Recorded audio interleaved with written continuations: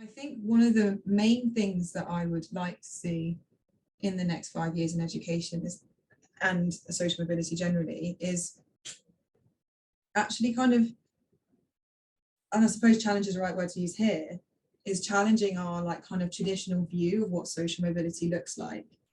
I am very aware that I had a very traditional social mobility experience, i.e. I came from the working class background, I did well at school, I got good grades, and that has kind of leveraged me to universities and then to jobs in this, like moving to central London and stuff like that.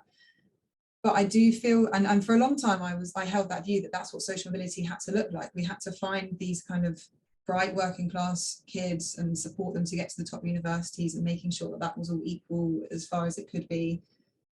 But now I've kind of started to question that, and I've started to think, well, maybe that shouldn't be the case, because I was lucky to do well at school. I mean, I don't want to say that it was just luck. Like, I obviously worked hard, but I was lucky in the sense that, for example, I had a mother who advocated for me very heavily and supported me at school, and I didn't have sort of adverse experiences to the point where that impacted my ability to perform well at school and to do my exams in the way that I could.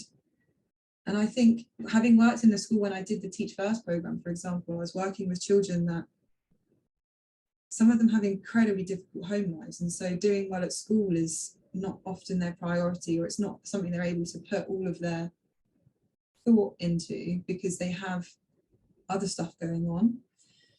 And so I think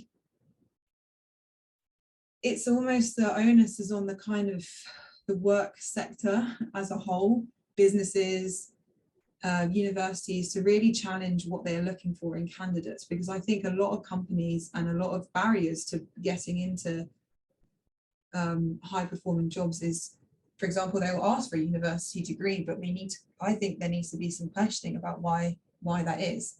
What is it that a university degree can demonstrate about someone's ability that you can't potentially measure through some other way? Because I don't think that going through this traditional get good grades at school, go to university is indicative of somebody being able to contribute to your company and to where you work. So I think it's really about reframing this view of what social mobility should look like. And I'm not saying that we shouldn't be doing those things. I still think there's a lot of good interventions. There's plenty of charities and companies that are doing very good things in making these traditional routes of social mobility more accessible to people.